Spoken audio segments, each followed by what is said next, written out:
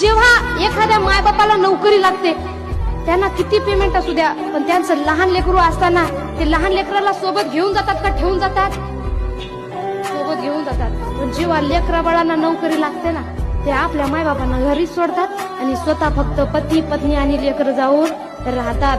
कुणाचा नवरा वारलेला असे, ती म्हातारी आई घरी एकटं जेवण करून खाते, पण स्वतः लेकरू कुणी तिच्या सोबत येत नाही. जेव्हा लहान राहतो तेव्हा हात आपले चळचळ चळचळ कापतात, खाताना अर्ध सांडतो, नंतर खातो, तेव्हा आपली आई आपल्याला हाताने घास भरवते. आणि ज्या वेळेस आपले आई वडील म्हातारे होतात, त्यांना आपली गरज असते, त्यांचे खाताना हात चळचळ कापतात, आपण त्यांना फक्त पैसा पाठवतो आणि मोकळे होतो ना, आपण आपल्या परिवारासोबत तिकडं राहतोय.